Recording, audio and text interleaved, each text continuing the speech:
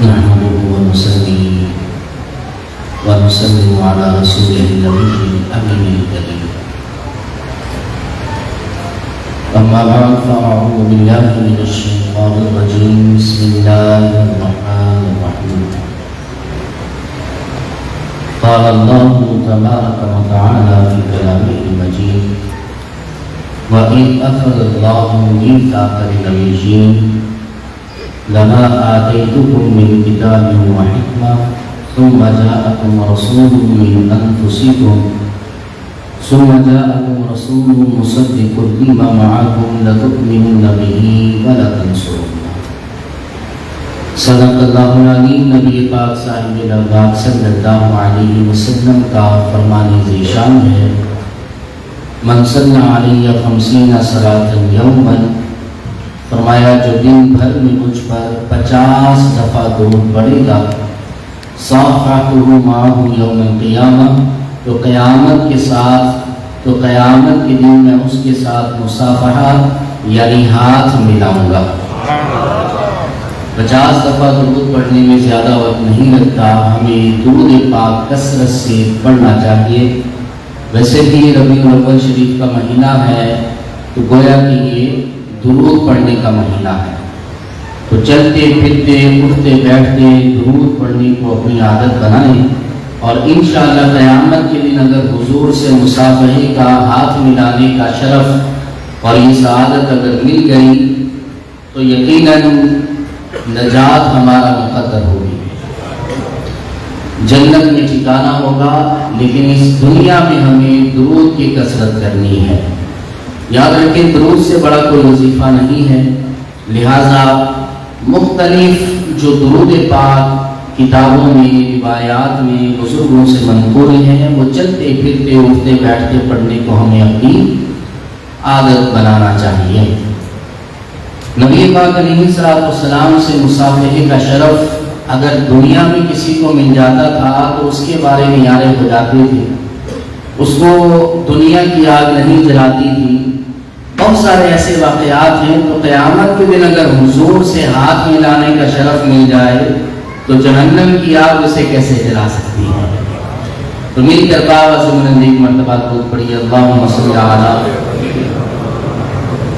سیدنا و مولانا محمد معدن الجود والکرم وعلی آلہ وصحبہ وبارک وسلم.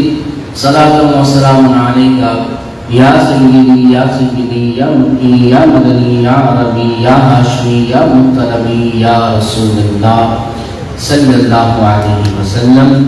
رب کریم اس رات کی خاص برکتیں ہم سب کو، تمام مسلمانوں کو عطا فرمائے.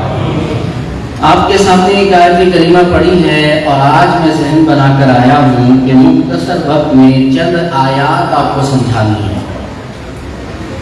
اور اگر وہ آیات ہمیں سمجھ میں آ جائیں گی تو ربیع الاول شریف کے ماہ مبارک میں عاشقان رسول جو میلاد کرتے ہیں اور جو چراغاں کرتے ہیں اور جو بھی اعمال کیے جاتے ہیں اس کے بارے میں ہمیں پتہ چلے گا کہ یہ ہمارا عمل عین قرآن و حدیث کے مطابق ہے.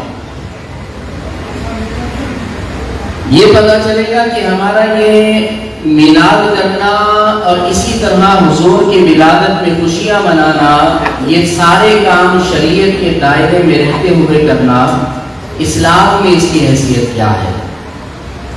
نبی پاک علیہ السلام کا میلاد منانا اور حضور علیہ السلام کے ذکر کی محفل کرنا یہ آج سے نہیں بلکہ یہ تو دنیا بننے سے پہلے تک کا عمل ہے.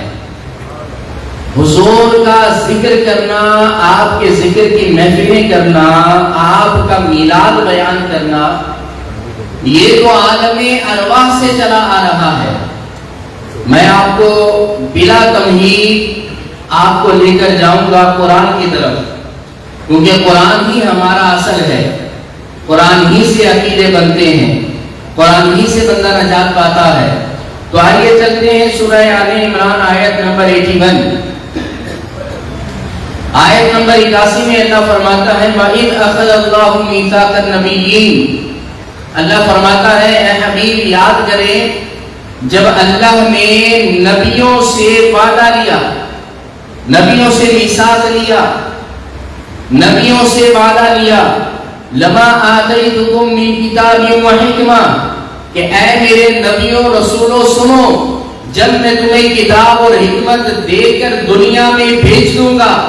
اور اس کی تفصیل میں جائیں تو پتہ چلتا ہے کہ یہ جو اللہ نے میثاق لیا ہے، یہ میثاق اور یہ وعدہ دنیا میں نہیں، بلکہ اللہ نے عالم ارواح کے اندر انبیاء اور رسولوں کو جمع کیا، اور کم و بیش انبیاء رسولوں کی تعداد 1,24,000 ہے.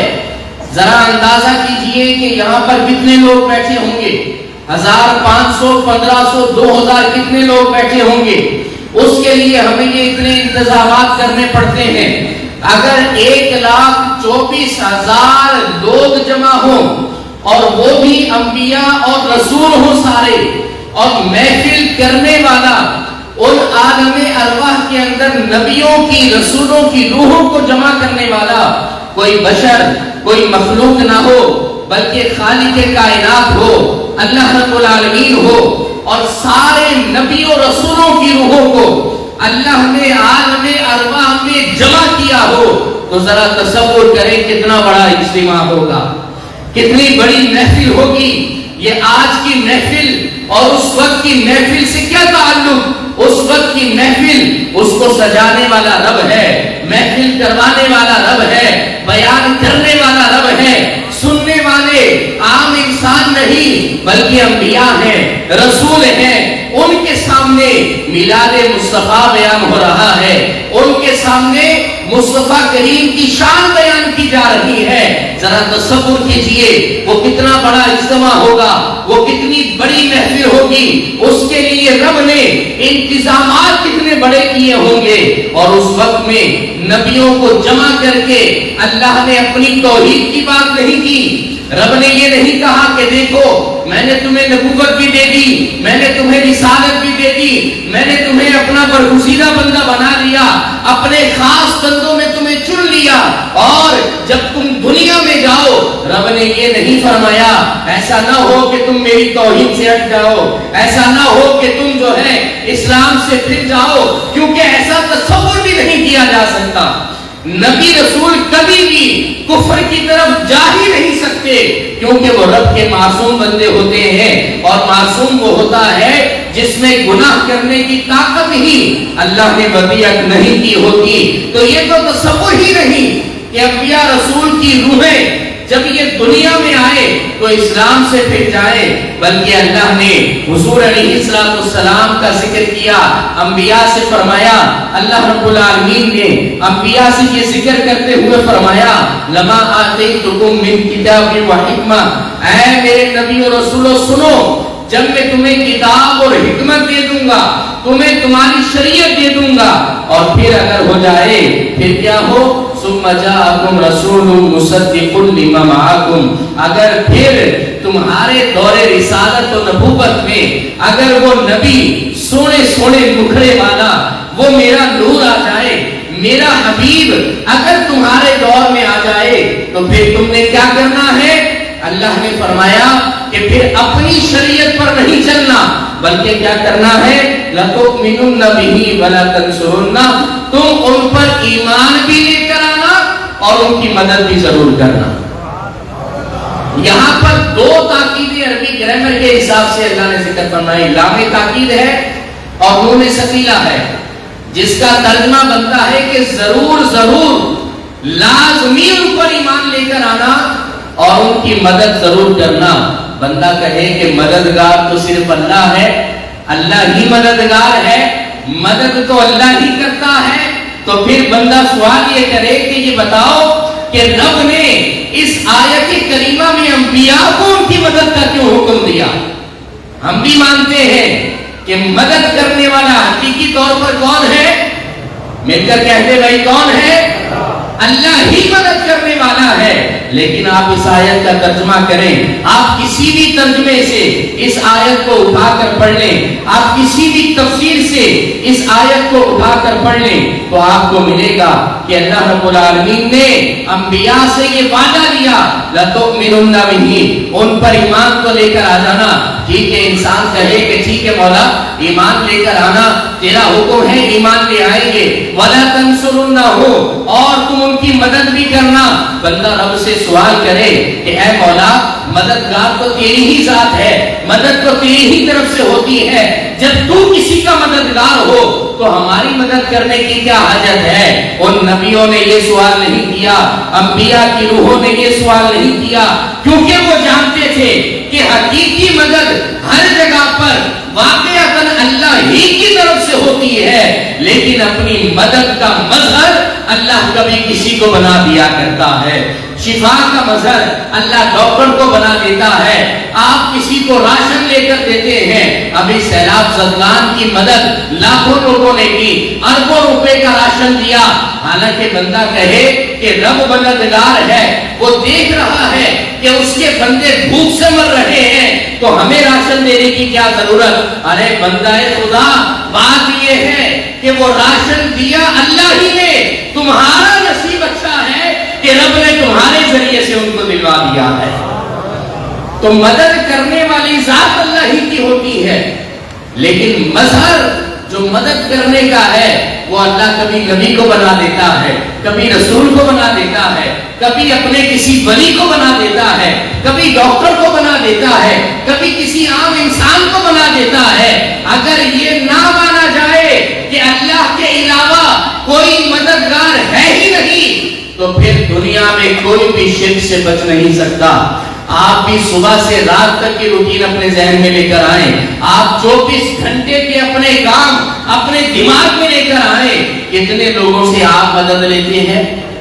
سارے کام تو آپ کر ہی نہیں سکتے، نہ میں اپنے سارے کام کر سکتا ہوں۔ اللہ نے یہ دنیا عالم اسباب بنائی ہے، ہم لازمی طور پر کسی کے لیے سبب بنتے ہیں، کوئی کسی کے لیے مسبب بنتا ہے، یعنی عام الفاظ میں سمجھے، کوئی کسی کے کام آتا ہے، کوئی کسی کے کام آتا ہے، آپ کسی کے کام آتے ہیں، آپ کے کام کوئی اور آ جاتا ہے۔ اسی طرح ساری زندگی کا نظام یہ بنتا ہے۔ آپ ذرا توجہ کیجئے، آپ روٹی کا ایک لقمہ بنا کر اپنے منہ میں ڈالتے ہیں، آپ کو پتا ہے کہ اس ایک روٹی کے لقمے کے اندر کتنے لوگوں کی مدد شامل ہوتی ہے؟ کبھی غور کیا؟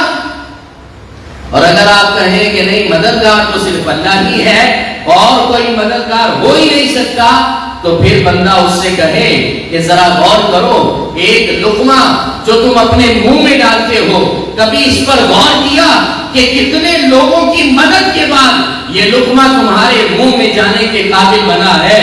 آپ پہلے لے لیں، اناج کو اگایا کس نے؟ اللہ نے۔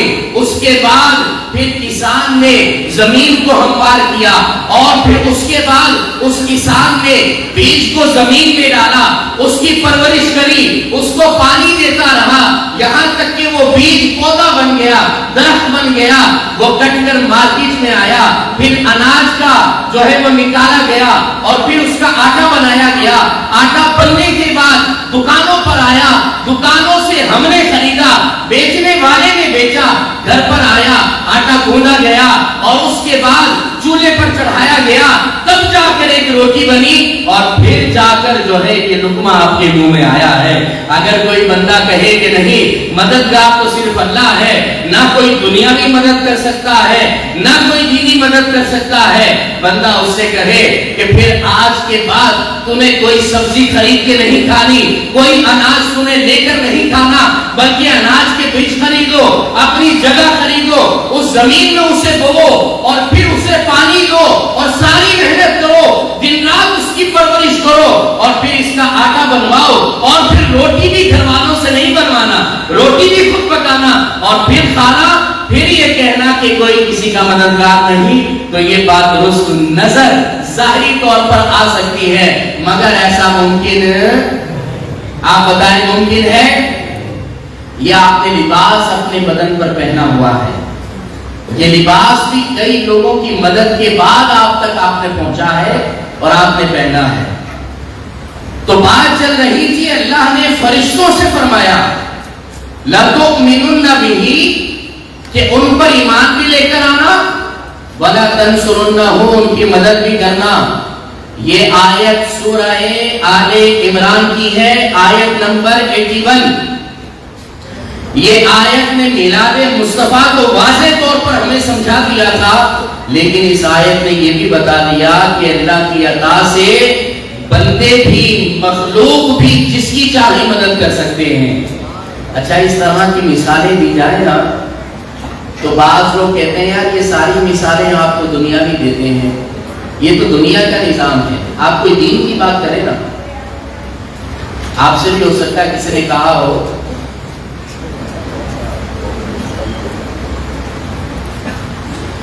تو لوگ کہتے ہیں کہ بھائی آپ تو دنیا بھی بات کرتے ہیں، کوئی دین کی بات کریں، دین میں کوئی ایسا دکھائیں کہ کسی نے کسی کی مدد کی ہو، تو آئیے آپ کو دین کی طرف لے کر جاتا ہوں۔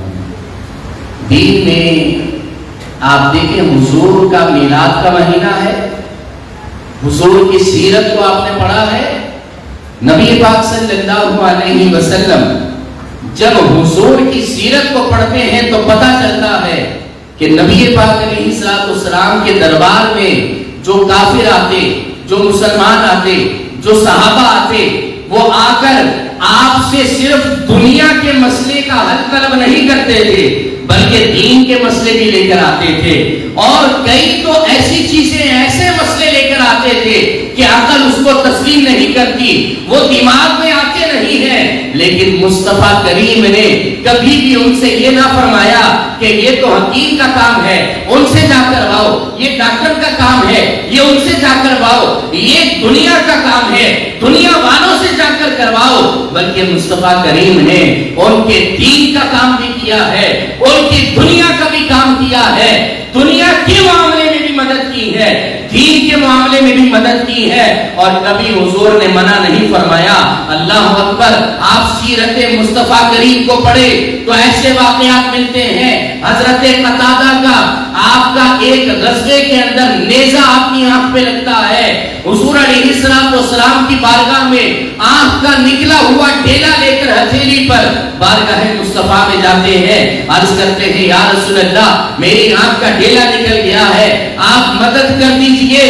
ان کو نہیں پتا تھا کہ آنکھ دینے والا کون ہے، دینے والا آنکھ کون ہے، آنکھوں کی بصارت کس نے دی ہے؟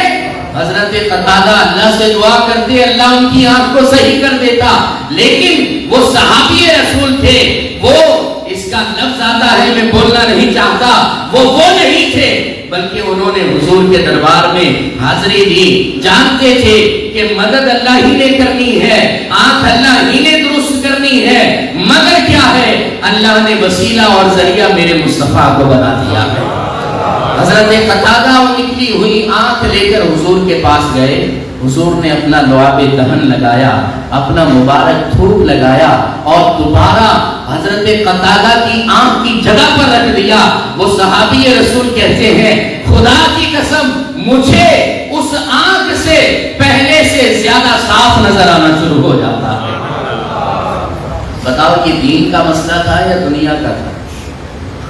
یہ دنیاوی مدد تھی یا دینی مدد تھی؟ ایک صحابی کی پنڈلی ٹوٹ جاتی ہے، ایک صحابی کا جو ہے جنگ کے اندر بازو جسم سے الگ ہو جاتا ہے۔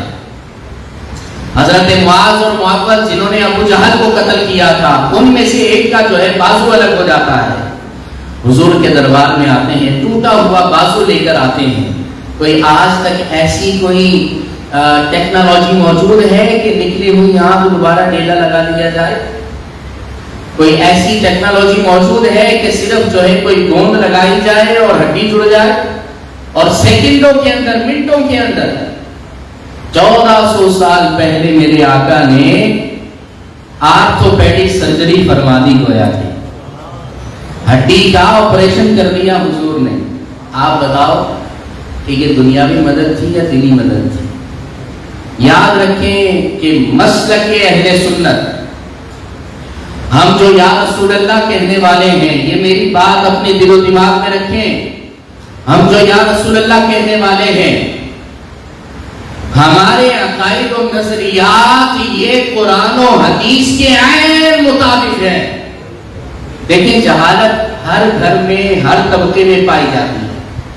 اگر کچھ جاہل لوگ کچھ عمل کرتے ہوں وہ دلیل نہیں بنتا، اگر کسی کی انگلی پر جو ہے وہ گندگی لگی ہو، پھر وہ ناک کے قریب کر کے چاند کو دیکھ کر بولے آج چاند میں سے بدبو آ رہی ہے، بندہ اسے کہے کہ نا اے بے عقل آدمی، یہ چاند سے بدبو نہیں آ رہی، یہ جو انگلی تو نے ناک کے قریب کی ہے نا، اس میں سے بدبو آ رہی ہے، اس کو ناک سے دور کر۔ ناک پر مکھی بیٹھی ہے تو ناک نہیں کاٹیں گے، کیا کریں گے؟ مکھی اڑائیں گے۔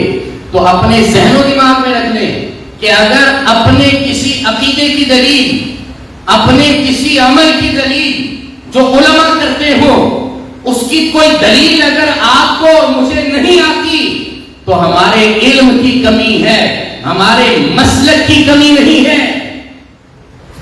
بعض لوگ کنفیوز ہو جاتے ہیں، 4 سوال کسی نے کیے، ہاں یہ تو مجھے پتہ ہی نہیں تھا، اللہ کے بندے تو نے اس کا علم کتنا حاصل کیا تھا، اپنی فیلڈ میں تم ماہر ہو، ساری زندگی تو اس پر لگا دی تم نے، کوئی جو ہے اکاؤنٹنٹ بنا تو ساری زندگی اس پہ لگا دی، کوئی بزنس مین بنا تو ساری زندگی کاروبار کو دے دی، قرآن کو کتنا ٹائم دیا؟ جب قرآن کو تم نے ٹائم نہیں دیا تو یہ کیسے کہہ سکتے ہو ہاں یہ تو پھر دلیل کمزور ہے؟ ارے علماء بتائیں گے نا دلیل کون سی کمزور ہے اور کون سی مضبوط ہے۔ لہذا اگر آپ کو کوئی ایسا ٹکر جائے یا کوئی بات، کوئی وسوسہ شیطان دلوں میں ڈالے تو یہ یاد رکھنا کہ یہ میرے آپ کے علم کی کمی ہوگی، ہمارے عقیدے کی کمی نہ ہوگی، ہمارے عمل کی کمی اور کوتاہی نہ ہوگی، ضرورت اس کی ہوگی کہ ہمیں اس کے بارے میں علم حاصل کرنا چاہیے۔ تو اسی آیت پر دوبارہ آتا ہوں، اللہ نے انبیاء کا، رسولوں کا اجتماع کیا، کم و بیش 1,24,000 نبی رسول ان کی روحیں جمع ہیں، اتنا بڑا اجتماع ہے، اور اس وقت بات کیا ہو رہی ہے؟ ثم جاءکم رسول مصدق لما معکم، حضور کی آمد کی بات ہو رہی ہے کہ اے نبی و رسولو، تمہیں جب میں اپنا نبی بنا کر، رسول بنا کر، تمہاری کتاب، اپنا کلام تمہیں دے کر دنیا میں بھیج دوں، اور پھر اگر تمہارے دور نبوت و رسالت میں میرا حبیب آ جائے تو تمہارا کام یہ نہیں ہوگا کہ تم کہو کہ نہیں ابھی تو میرا دور ہے، ابھی تو میری رسالت ہے، ابھی تو اسی کی تبلیغ ہوگی، وہ سب چھوڑ کر تم نے کیا کرنا ہے؟ لَتُؤْمِنُنَّ بِهِ وَلَتَنْصُرُنَّهُ۔ 1,24,000 کا اجتماع ہے، اس میں آمد مصطفیٰ کا ذکر اللہ فرماتا ہے کہ تم نے ان پر ایمان بھی لانا ہے اور ان کی مدد بھی کرنا ہے۔ یہ اللہ نے انبیاء کے اجتماع میں کیا۔ اب آپ یہ دیکھیں کہ جب اللہ رب العالمین نے انبیاء سے یہ عہد لے لیا، میثاق لے لیا، تو اللہ نے فرمایا اقررتم، کیا تم اس بات کا اقرار کرتے ہو، یعنی یہ وعدہ تمہیں تسلیم ہے؟ وَأَخَذْتُمْ عَلَى ذَلِكُمْ إِصْرِي، اور اس پر تم نے میرا بڑا عہد و پیمان لے لیا؟ قَالُوا أَقْرَرْنَا، تو تمام نبیوں رسولوں کی روحوں نے کیا کہا؟ مولا ہم اس کا اقرار کرتے ہیں، ہم اس کی تصدیق کرتے ہیں، جو تو نے فرمایا ویسا ہی ہوگا۔ قَالَ فَاشْهَدُوا، اللہ نے فرمایا کہ اب تم ایسا کرو کہ اپنی اس اقرار پر ایک دوسرے پر گواہ بن جاؤ۔ وَأَنَا مَعَكُمْ مِنَ الشَّاهِدِينَ، اور تمہارے اس اقرار کے بعد جب تم ایک دوسرے پر گواہ بن جاؤ گے تو میں بھی تمہارے اوپر گواہ بن جاؤں گا، میں بھی اس پر گواہ بنتا ہوں۔ آپ بتائیں کہ جب رب نے نبیوں رسولوں کو ایک حکم دے دیا تو کیا ان کا اس سے مڑنا، اس سے انکار کرنا ممکن تھا؟ ہرگز نہیں، رب کے معصوم بندے ہیں، وہ گناہ کر ہی نہیں سکتے، رب نے جیسا حکم دیا ویسا ہی کرنا ہے۔ لیکن پھر بھی حضور کی شان کو واضح کرنے کے لیے اللہ رب العالمین نے اقرار کروایا۔ اچھا، اقرار کرنے کے بعد بھی گواہی کہاں پر لی جاتی ہے؟ جہاں پر کسی کے انکار کا شبہ ہو، پتا ہو کہ یہ بعد میں مکر جائے گا، انکار کر دے گا، ڈیل تو کر رہا ہے لیکن جب وقت آئے گا تو انکار کر دے گا کہ میں نے تو کہا ہی نہیں تھا، میں نے تو مانا ہی نہیں تھا، وہاں پر گواہوں کو لایا جاتا ہے۔ لیکن یہاں پر تو ایسا کچھ تھا ہی نہیں کہ فرشتے اللہ کے اقرار سے مکر جائیں، انکار کر دیں، رب نے پھر بھی ان سے اقرار کروایا اور فرمایا کہ تم ایک دوسرے پر گواہ بھی ہو جاؤ، اور مزید اس کی تاکید کے لیے رب نے فرمایا وَأَنَا مَعَكُمْ مِنَ الشَّاهِدِينَ، فرمایا کہ میں بھی تمہارے اس اقرار پر گواہ ہوتا ہوں۔ اللہ اکبر، یہ حضور کی شان کو اللہ نے واضح کیا ہے۔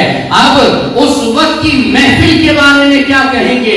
اگر آج کی اس محفل کو ناجائز کہا جائے، اگر آج کی اس محفل میلاد پر فتوے لگائے جائیں، اگر اس طرح کی محافل پر کوئی اعتراض کرے تو بندہ اس سے پوچھے کہ ٹھیک ہے بھائی، یہ ایکو ساؤنڈ آج کی پیداوار ہے، یہ لائٹیں آج کی جدید پیداوار ہیں، یہ جو ہے پنکھے آج کی پیداوار ہیں، لیکن یہ لائٹیں آج کی پیداوار ہیں۔ اللہ نے تو عالم ارواح میں 1,24,000 انبیاء رسولوں کی اجتماعیت کے اندر میلاد مصطفیٰ کیا تھا، حضور کی آمد کا ذکر کیا تھا۔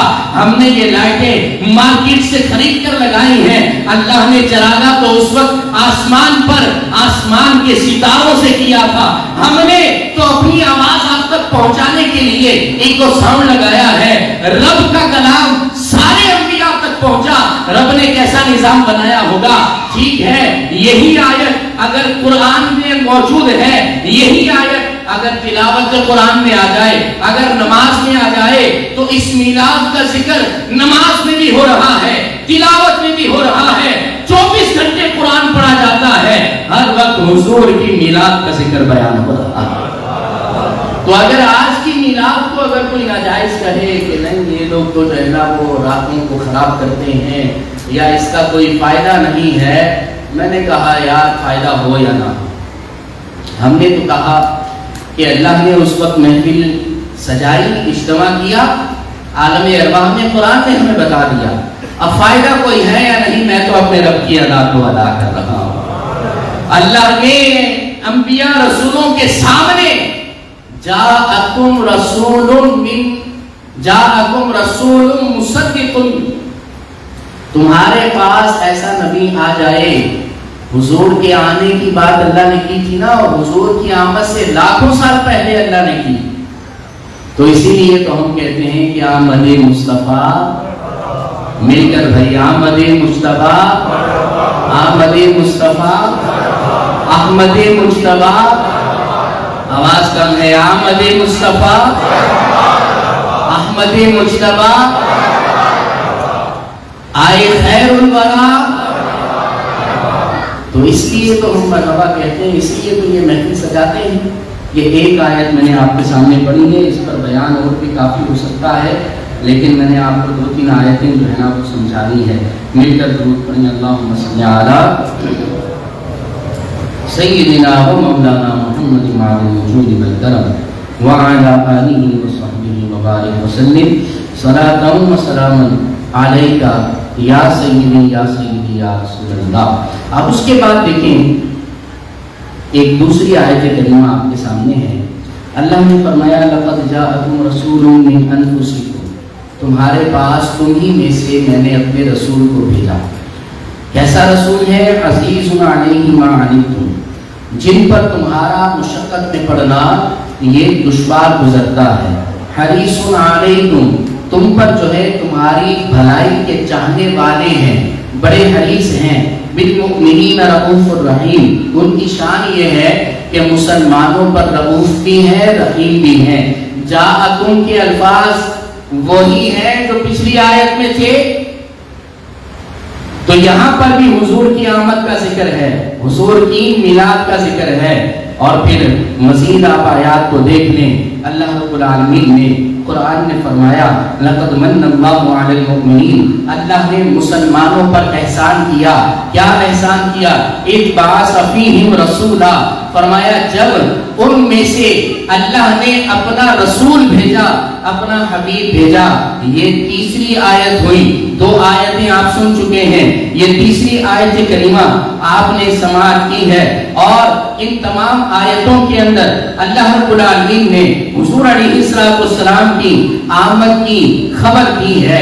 چوتھی آیت سماعت کریں، رب نے فرمایا قل بفضل اللہ وبرحمتہ فبذلک فلیفرحوا۔ اللہ نے فرمایا اے حبیب آپ لوگوں کو بتا دیں کہ اللہ کے فضل پر اور اس کی رحمت پر مسلمانوں کو چاہیے کہ آپ خوشی منائیں۔ مسلمانوں کو چاہیے کہ اللہ کے فضل اور اس کی رحمت پر خوشی منائیں، اور اللہ کے فضل و رحمت پر خوشی منانا کتنا بڑا ثواب کا کام ہے۔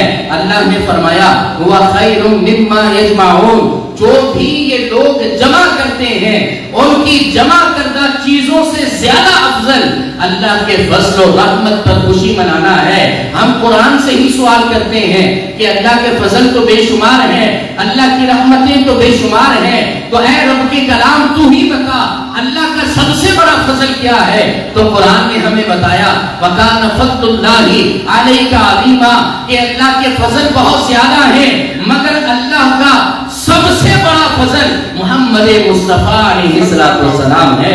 پھر ہم نے قرآن سے پوچھا اے رب کے کلام تو بتا کہ رب کی رحمتیں بے شمار ہیں، اس کی نعمتیں اس کی نعمتیں بے شمار ہیں۔ اے رب کے کلام تو جھوٹ نہیں بولتا، تیرا کلام سچا ہے اور قیامت تک سچا رہے گا، تیرے اندر شک کی گنجائش نہیں، تیرا ایک ایک حرف ایک ایک لفظ ایک ایک پیشن گوئی تیری سچی ہونے والی ہے۔ یہ ہمارا ایمانی عقیدہ ہے، یہ ہمارا ایمانی تقاضا ہے۔ قرآن کے اندر زبر زیر پیش کی بھی تبدیلی ممکن نہیں ہے۔ کیوں؟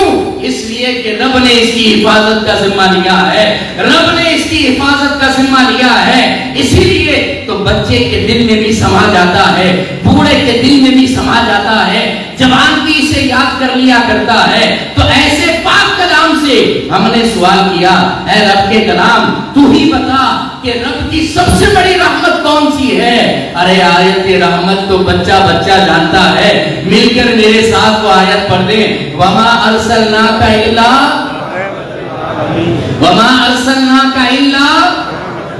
تو حضور رحمت للعالمین بن کر آئے ہیں، تو جو عالمین کے لیے رحمت ہو وہ اللہ کی سب سے بڑی رحمت ہے۔ تو اللہ نے اپنی رحمت پر اور اپنے فضل پر خوشی منانے کا حکم دیا ہے۔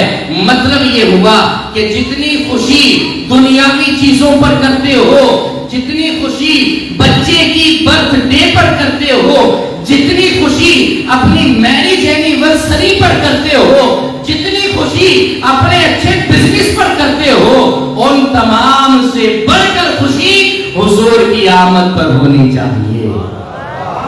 مل گئے مصطفیٰ اور کیا چاہیے، فضل رب مولا اور کیا چاہیے، مل گئے مصطفیٰ اور کیا چاہیے۔ اللہ نے اپنا حبیب ہمیں عطا کر دیا، یہ اللہ کی بہت بڑی سخاوت ہے۔ آپ دیکھیں نا دنیاوی اگر عشق مجازی کا چکر ہو تو دنیاوی طور پر اگر پتا چلے نا کہ فلاں سے میں محبت کرتا ہوں، یہ لڑکا لڑکی کا چکر چلتا ہے، اللہ بچائے ہمیں بھی ہماری نسلوں کو بھی، پتا چلے نا کہ میں فلاں سے محبت کرتا ہوں اور پھر پتا چلے فلاں بھی اس کا عاشق ہے، تو دشمنی بڑھ جاتی ہے، آپس میں لڑائیاں ہو جاتی ہیں۔ لیکن عشق مصطفیٰ کا انداز دیکھیے، جب پتا چلے نا کہ میں اپنے نبی سے تو محبت کرتا ہوں، فلاں بھی عاشق رسول ہے، اس کی محبت دل میں بڑھ جاتی ہے۔ یہ عشق مصطفیٰ کا کرم، اللہ کے حبیب کا کرم ہے۔ آپ دیکھیے اللہ نے فرمایا ہوا خیر مما یجمعون، یہ خوشیاں منانا، یہ سب میلاد مصطفیٰ کرنا، یہ کوئی عام عمل نہیں ہے، بلکہ ہر چیز سے افضل و اعلیٰ عمل ہے۔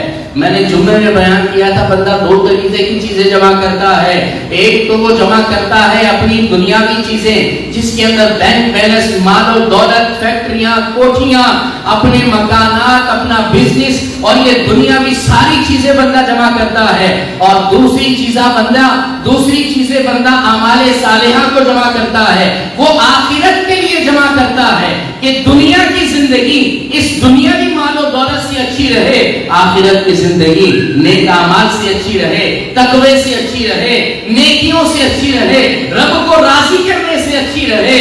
اللہ نے فرمایا مما یجمعون، سنو تم جو آخرت کے لیے تقوی جمع کرتے ہو، نیکیاں جمع کرتے ہو، اپنے نامہ اعمال میں نیکیوں کو لکھتے ہو، ان سب سے بھی افضل اور دنیاوی مال و دولت نعمتوں سے بھی افضل میرے مصطفیٰ میرے حبیب کی آمد پر خوشیاں منانا ہے۔ یہ اللہ نے حکم دیا ہے ہمیں خوشیاں منانے کا۔ ہم کوئی پاگل ہیں لاکھوں روپے ہر سال لگا دیتے ہیں؟ ہم کوئی آپ کو کیا پاگل نظر آتے ہیں اربوں روپے حضور کی میلاد پہ لگا دیتے ہیں؟ ارے یاد رکھیے کہ لا رب العرش، جس کو جو ملا ان سے ملا، لا رب العرش، جس کو جو ملا ان سے ملا، اور بڑھتی ہے کونین میں نعمت رسول اللہ کی، جس کو جو ملتا ہے در مصطفیٰ سے ملتا ہے۔ آج سیلاب کا موقع آیا ہے، میلاد منانے والوں نے ہی اربوں روپے کی مدد سیلاب زدگان کی ہے۔ جو لوگ یہ کہتے ہیں نا کہ اتنا لاکھوں روپے کا اربوں کا خرچہ کر دیا، اتنے سے سیلاب زدگان کی مدد کر دیتے، آپ اٹھا کر دیکھ لیں عاشقان رسول کی تنظیمیں، آپ دیکھ لیں دعوت اسلامی کا شعبہ FGRF اربوں روپے کی مدد سیلاب زدگان کی کر چکا ہے۔ اس وقت FGRF والوں نے یہ تو نہیں کہا نہیں بھائی ہم تو سیلاب زدگان کی مدد اس لیے نہیں کریں گے کہ ہم نے یہ پیسہ میلاد کے لیے بچا کے رکھا ہے، اگر یہاں لگا دیں گے تو میلاد پہ کیسا خرچ کریں گے۔ بندہ و نقل کے اندر سے پوچھے، انہی FGRF والوں نے اربوں روپے لگا دیے سیلاب زدگان کی مدد کرنے کے لیے۔ سیلانی کو اٹھا کر دیکھ لیں، انہوں نے بھی تو یہ نہیں کہا کہ یہاں پر لگا دیں گے تو پھر میلاد پہ کہاں خرچ کریں گے؟ ارے انہوں نے بھی اربوں روپے خرچ کر دیے تھے سیلاب زدگان کے لیے۔ تو یہ بات کہ نہیں بھائی اتنا خرچہ کرنے سے اچھا تھا غریبوں کی مدد، اور بھائی غریبوں کی مدد بھی وہی کرتے ہیں جو میلاد پر خرچ کرتے ہیں، کیونکہ سخاوت تو اصل دل کی سخاوت ہے۔ جو میلاد پر خرچ کرتا ہے اسے دل کی سخاوت اللہ نے دی ہوتی ہے، وہ میلاد پر بھی بیش بہا سخاوت کرتا ہے، وہ غریبوں کی مدد پر بھی بیش بہا خرچ کرتا ہے، اور میرے آقا اپنے خزانوں سے ان کو عطا فرماتے ہیں۔ حضور نے فرمایا انما انا قاسم واللہ یعطی، صحیح بخاری کی حدیث ہے، میرے آقا نے فرمایا بے شک دیتا اللہ ہی ہے اور تقسیم میں کیا کرتا ہوں۔ میرے امام اعلیٰ حضرت کہتے ہیں رب ہے معطی یہ ہے قاسم، رزق اس کا ہے کھلاتے یہ ہے، اور ٹھنڈا ٹھنڈا میٹھا میٹھا پیتے ہم ہیں پلاتے یہ ہے، اور رزق سلم سلم کی صداؤں سے اور پل سے پار کراتے یہ ہے، اور اپنے رضا پہ قربان جاؤں۔ آپ دیکھیں اعلیٰ حضرت نے فرمایا کہ سچی بات سکھاتے یہ ہے اور سیدھی راہ چلاتے یہ ہے۔ رب کی عطا سے حضور اللہ حضور کو عطا فرماتا ہے اور حضور اللہ کے خزانوں سے تقسیم کرتے ہیں۔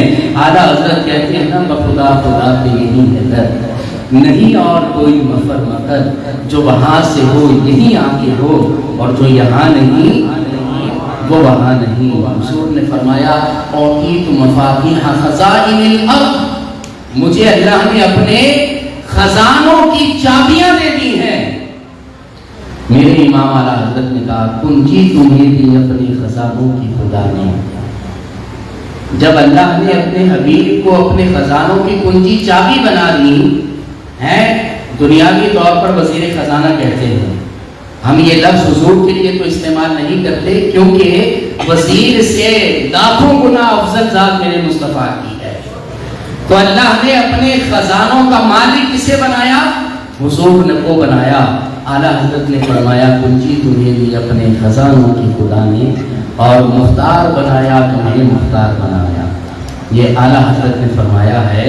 تو یاد رکھیں کہ میلاد مصطفیٰ پر خرچ کرنے سے کم نہیں ہوتا، اللہ اور ہی عطا فرماتا ہے، اور اتنا عطا فرماتا ہے کہ نبی پاک علیہ السلام کی عطا کے بعد ان کے خزانے کے اندر بندے کو اپنے اندر جو ہے وہ کوئی جو ہے وہ کمی محسوس نہیں ہوتی۔ آپ اور بھی یہ آیت کریمہ دیکھیں گے، آپ دیکھیں رب نے فرمایا وَأَمَّا بِنِعْمَةِ رَبِّكَ فَحَدِّثْ، کہ اپنے رب کی نعمتوں کا چرچا کرو. چرچا کرنا کیا کرتے ہیں؟ چرچا کرنے کا مطلب کیا ہے؟ وائرل کرنا، لوگوں میں عام کرنا. یہ جو میں آپ کے سامنے بیان کر رہا ہوں یہ بھی قرآن کا چرچا آپ کے سامنے کر رہا ہوں، قرآن کو بیان کر رہا ہوں، میلاد مصطفیٰ کا چرچا کر رہا ہوں. تو رب نے فرمایا وَأَمَّا بِنِعْمَتِ رَبِّكَ فَحَدِّثْ. کتنی آیتیں ہوں گی بھائی؟ 5 آیتیں. ایک آیت پر 1-2 گھنٹے کا بیان ہو سکتا ہے، لیکن میں دلائل دینے آیا ہوں آج آپ کو. اور دیکھیں میں احادیث کی طرف نہیں گیا ابھی تک، ورنہ ان آیات کی تفسیر میں احادیث کی طرف جائیں تو گھنٹوں درکار ہوں گے. میں نے 5ویں آیت آپ کے سامنے پڑھی ہے تاکہ دلائل ہمارے ذہن میں یہ مضبوط ہونے چاہیے. اللہ نے فرمایا وَأَمَّا بِنِعْمَتِ رَبِّكَ فَحَدِّثْ. یہ سورہ والضحیٰ 30ویں سپارے میں آپ پڑھتے ہیں، اس کی آیت نمبر 11 ہے. اللہ نے فرمایا کہ اپنے رب کی نعمتوں کا چرچا کرو، اپنے رب کی نعمتوں کو عام کرو، وائرل کرو. اور پھر وہی سوال کہ رب کی سب سے بڑی نعمت کون سی ہے؟ کیونکہ رب نے تو قرآن میں یہ اعلان کر دیا وَإِن تَعُدُّوا نِعْمَتَ اللَّهِ لَا تُحْصُوهَا. اگر میری نعمتوں کو شمار کرنا چاہو گے تو شمار نہیں کر سکتے. رب کی نعمتوں کو شمار کیا ہی نہیں جا سکتا. پھر ہم جب اسلام سے پوچھتے ہیں اے ہمارے اسلام تو بتا کہ رب کی سب سے بڑی نعمت کون سی ہے؟ آپ کو یہ حدیث ملتی ہے صحیح بخاری کتاب الجہاد میں. امام بخاری نے صحیح بخاری کتاب الجہاد میں امام بخاری نے اس حدیث کو ذکر فرمایا محمد النعمت اللہ. آپ نے یہ حدیث لکھی کہ محمد صلی اللہ علیہ وسلم کی ذات والا تبار آپ اللہ کی سب سے عظیم نعمت ہے، اللہ کی سب سے بڑی نعمت ہے.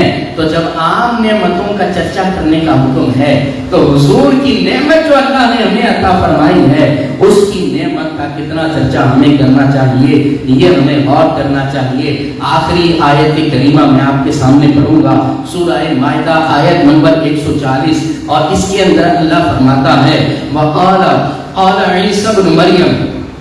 عیسیٰ علیہ السلام نے، اللہ کے نبی عیسیٰ علیہ السلام نے رب کے دربار میں عرض کی اللہم ربنا، اے ہمارے رب انزل علینا مائدۃ من السماء، ہم پر آسمان سے ایک دسترخوان اتار دے. تکون لنا عیدن، اور مولا تجھ سے وعدہ کرتے ہیں جس دن تو ہمیں آسمانی دسترخوان عطا فرمائے گا ہم اس دن کو عید کا دن بنا لیں گے. تکون لنا عیدن، ہمارے لیے وہ عید کا دن ہو جائے گا. لِأَوَّلِينَا، اور ہم سے پہلے جو مسلمان گزرے ہیں ان کے لیے بھی عید کا دن ہو جائے گا. وَآخِرِينَا، ہمارے بعد بھی قیامت تک جو لوگ آئیں گے مسلمان آئیں گے ان کے لیے بھی وہ عید کا دن ہو جائے گا. وَآیَةٌ مِنْکَ، اور مولا تیری طرف سے ایک نشانی ہو جائے گا. اب جس دن اللہ نے آسمانی دسترخوان اتارا ہو قرآن نے اسے عید کا دن کہا ہے، اور جس دن اللہ نے اپنا حبیب زمین پر اتارا ہو تو کیا وہ دن عید کا دن نہ ہوگا؟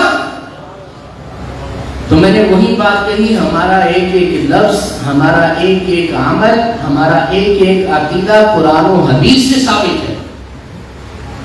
میں آپ کو آخری حدیث مبارک سناتا ہوں. نبی پاک علیہ السلام آپ اپنے آستانے سے نکلتے ہیں، نبی پاک علیہ السلام گزرتے ہیں مسجد نبوی کے قریب سے. کچھ صحابہ کو دیکھا کہ وہ آپس میں حلقہ لگا کر بیٹھے ہیں اور آپس میں کچھ گفتگو کر رہے ہیں.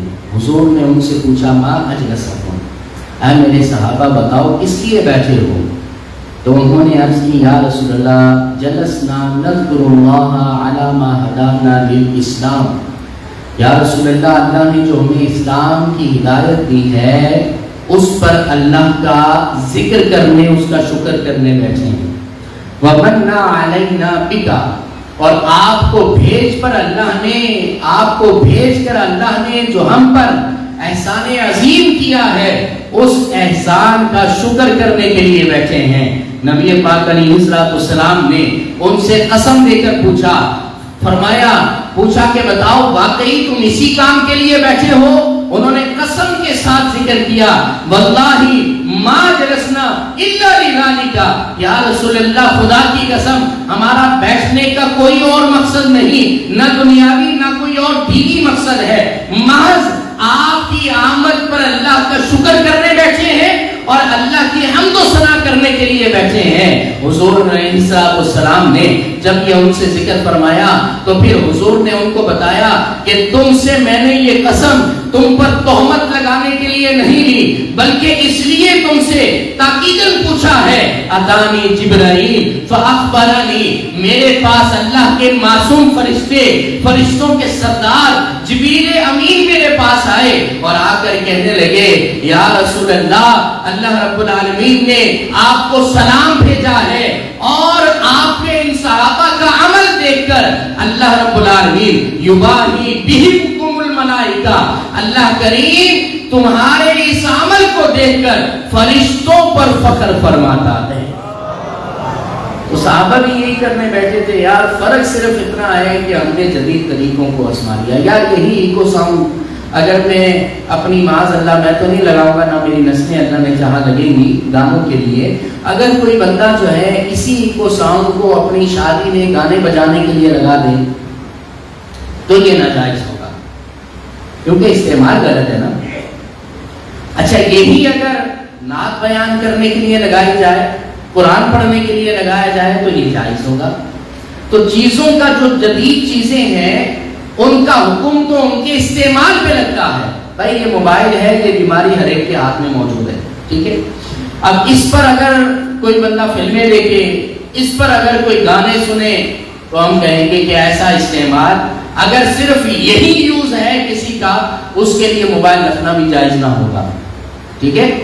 اور اگر یہی موبائل کوئی بندہ رکھے، اس میں اسلامی کتابیں رکھے، قرآن رکھے، حدیث رکھے، اس کے اندر بیانات رکھے، اس میں قرآن و حدیث کی باتیں سنے، پڑھے، آگے پھیلائے، تو اس کا استعمال جائز ہوگا۔ تو بھائی جدید چیزوں کا استعمال، جدید چیزوں کا حکم تو ان کے استعمال پہ لگا کرتا ہے۔ تو ہم یہ 6 آیتیں یا 5 آیتیں میں نے آپ کے سامنے پڑھی ہیں، یہی آیتیں اگر یہ سارے اہتمام کر کے میں آپ کے سامنے بیان کروں تو پھر کوئی کہے کہ ناجائز ہے، اور یہی آیتیں اگر میں نماز میں پڑھ لوں تو پھر کوئی کہے جائز ہے، تو بندہ اس سے پچھے وجہ فرق کیا ہے؟ دونوں میں فرق کیا ہے جائز ناجائز ہونے کا؟ بھائی میں اگر یہی میلاد مصطفیٰ والی آیتیں نماز میں پڑھوں تو نماز ہو جائے گی یا نہیں؟ بھئی اگر میلاد منانا ہی ناجائز اور شرک ہو تو پھر تو نماز نہیں ہونی چاہیے جب نماز کے اندر یہ آیتیں بندہ پڑھے۔ تو جب یہی آیتیں آپ نماز میں پڑھیں تو انڈائریکٹلی گویا کہ نماز میں آپ میلاد مصطفیٰ منا رہی ہیں، وہاں پر آپ کہتے ہیں جائز ہے، بھائی نماز بھی ہو جائے گی۔ ہمارے بزرگوں نے یہاں تک لکھا کہ ایسی آیتیں آئیں تو حضور کا تصور بندہ ذہن میں کرے، جب حضور کی سیرت والی آیتیں پڑھے تو نماز کے اندر ہی حضور کے جلوائے زیبا کا تصور کرے، اللہ توفیق دے رخ مصطفیٰ کا تصور کریں، اور پھر یہ آیتیں پڑھے، نماز کا مزہ دوبارہ ہو جاتا ہے۔ تو بھائی یہ سارے کام جو ہم کرتے ہیں یہ قرآن و حدیث کے آئین مطابق ہیں۔ میرا ذہن یہ تھا کہ ہم ولادت مصطفیٰ کے معجزات کو بیان کریں۔ آج بیان کا ٹاپک میں نے سوچا تھا کہ حضور کی ولادت کے وقت جو معجزات رونما ہوئے ان کو میں بیان کروں، لیکن میں نے کہا کہ یار ہم قرآن ہی کو بیان کریں اور معجزات انشاءاللہ کسی اور محفل میں بیان کریں گے، تاکہ ہمیں علم حاصل ہو، تاکہ ہمیں کوئی بھٹکا نہ سکے، شیطان وسوسے ذہن میں نہ ڈال سکے۔ اور یاد رکھیں کہ یہ دن، توجہ یہاں پر رکھیں، جن کا جو کام ہے وہ کرتے رہیں گے۔ آپ دیکھیں کہ آج کی رات کے بارے میں شیخ عبدالحق محدث دہلوی رحمۃ اللہ تعالی علیہ نے فرمایا کہ آج کی رات شب قدر سے بھی افضل ہے۔ شب قدر لیلۃ القدر خیر من الف شہر، قرآن میں اللہ نے کہا ہے کہ شب قدر 1000 مہینوں سے افضل ہے۔ کیوں؟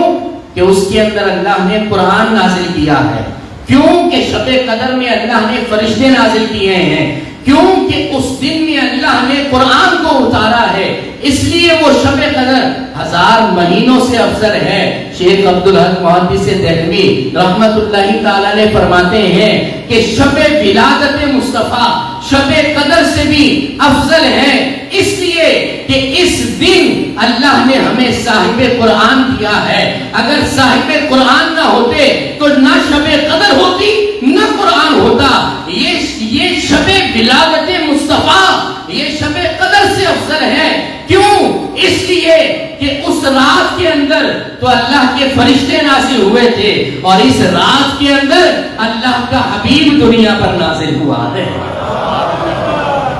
تو یہ رات شب قدر سے بھی افضل ہے، یہ ہمارے اسلام نے ہمیں بتایا ہے۔ اس رات میں جو مانگنا ہے مانگو، جو لینا ہے وہ لے لو، دنیا کے تاجداروں سرکار آ گئے ہیں۔ نبی پاک علیہ السلام کی ولادت کے وقت اللہ نے اپنے خزانوں کے منہ کھول دیے تھے، اور بہت اللہ نے نعمتیں دنیا پر عطا فرمائی، ان نعمتوں میں سے اپنا حصہ لے لو، ان نعمتوں کو اللہ سے طلب کر لو۔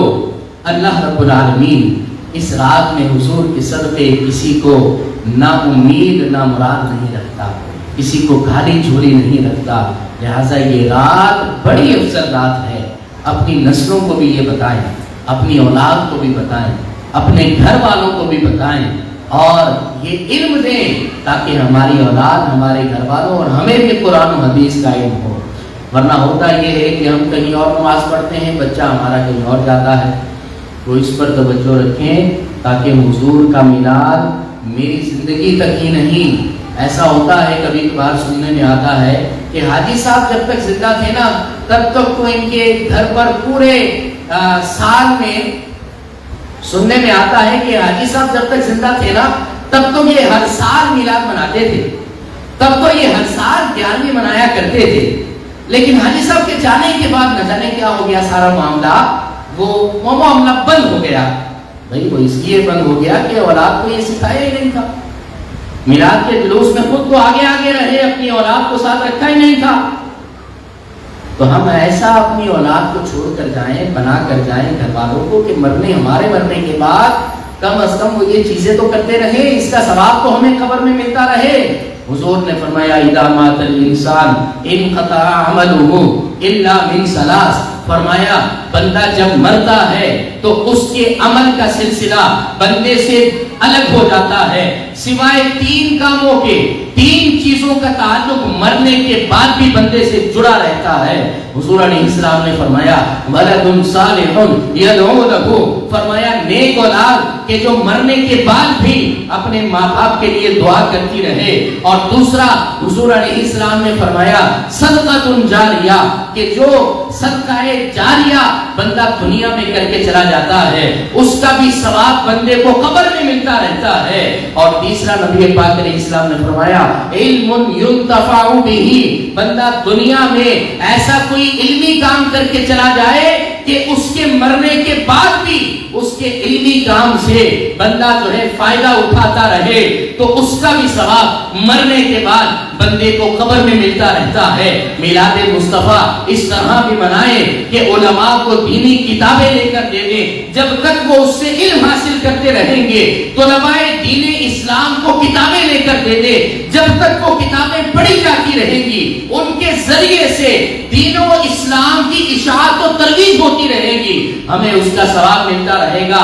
آج ہمارے سینوں میں جو علم ہے، مجھے یاد ہے جب ہم پڑھتے تھے کتابیں بڑی مہنگی ہوتی تھی، خود اپنی ذاتی کتابیں لینے کی ہمت اس وقت نہ ہوتی تھی۔ دعوت اسلامی کا اسٹور کا شعبہ تھا جو کتابوں کو پرووائڈ کرتا تھا، صحیح بخاری، صحیح مسلم، یہ سیاہ سکہ اور بڑی بڑی کتابیں بڑی ہزاروں میں ہوتی تھی۔ ہم تو اس وقت 1 روپیہ بھی نہ کماتے تھے، یہ کتابیں ہمیں اس وقت پرووائڈ کی گئی۔ آج آپ کے سامنے بات بات پر قرآن کی آیت آ جاتی ہے، بات بات پر دل و دماغ سے حدیث آ جاتی ہے۔ یہ اب کی محنت تو الگ ہے، لیکن اس وقت کی کتابوں کی محنت کا ثمرہ آج بھی نظر آتا ہے۔ تو کتابیں لے کر دیں، حضور کی سیرت کی لے کر دیں، یہ سب کریں، اس طرح بھی جشن ولادت منائیں۔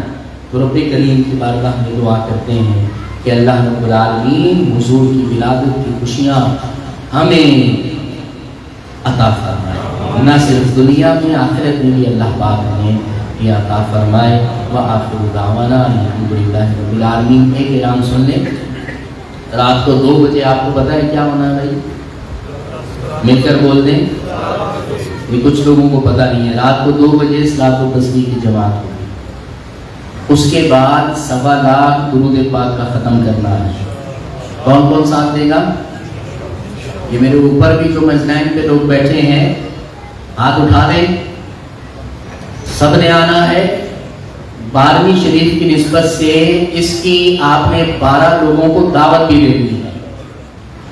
ولادت کی رات ہے، اگر اس وقت میں ہی اپنے آقا پر درود پڑھ کر انہیں تحفہ دیا جائے، میرا تو ایمان ہے کہ اگر یہ قبول ہو گیا تو ہمارا بیڑا پار ہو جائے گا۔ علماء نے فرمایا ہے کہ جو شب ولادت مصطفیٰ میں 1.25 لاکھ درود پاک پڑھتا ہے تو اللہ کریم زندگی میں ہی اسے اپنے حبیب کی زیارت عطا فرماتا ہے۔ اللہ توفیق دے گا تو ہم اکیلے بھی کبھی 1.25 لاکھ پڑھیں گے۔ گھر میں 12 منٹ کی چادر جو ہے نا روزانہ درود کی بچھایا کریں اور اس کو لکھتے رہا کریں کہ اتنے ہو گئے۔ جب ٹوٹل کریں سال کے بعد تو پتہ چلے گا کتنے پڑھ لیے، پھر اختتامی دعا کر دیں۔ اللہ توفیق دے گا تو انفرادی طور پر بھی ہم جو ہے 1.25 لاکھ دفعہ درود پڑھیں گے، لیکن ابھی اجتماعی طور پر ہو رہا ہے تو ان برکتوں سے کوئی محروم نہ رہے۔ میرا کوئی نمازی، کوئی محلے دار، کوئی چاہنے والا محروم نہ رہے، بلکہ اس میں ہمارا ساتھ دے۔ ہر نمازی، ہر سننے والا 12 لوگوں کو اس کی دعوت دے۔ اگر آپ کے آنے سے اس رات میں کوئی حضور پر درود پڑھ لیتا ہے اس کا ثواب آپ کو بھی ملے گا۔ ایک بزرگ نے فرمایا میں روزانہ جو ہے وہ زیادہ نمازیں پڑھتا ہوں، بہرحال بات طویل ہو جائے گی، آپ دوسروں کو بھی دعوت دیں اور خود بھی آئیں، اور 4 بجے تک انشاءاللہ 1.25 لاکھ درود پاک کا ختم ہوگا۔ 4 سوا 4 جو بھی ہوگا انشاءاللہ اس وقت دیکھ لیں گے۔ اس کے بعد صبح بہارا کی محفل ہوگی اور پھر انشاءاللہ آپ کے لیے لنگر بھی ناشتے کی صورت میں ہوگا، ابھی بھی لنگر ہوگا۔ تو لنگر کے حوالے سے تو ابھی پچھلے دنوں ایک علامہ صاحب سے بات چل رہی تھی کہ رہے یار محفل میں لنگر ہونا چاہیے، میں نے کہا نہیں ہونا چاہیے۔ انہوں نے کہا بھی لنگر تو جو ہے نا دیکھیں جہازوں میں ہوتا ہے، لنگر میں تو ایسی طاقت ہے کہ وہ بڑے بڑے جہازوں کو روک دیتا ہے، تو پھر عوام کو کیوں نہیں روکے گا؟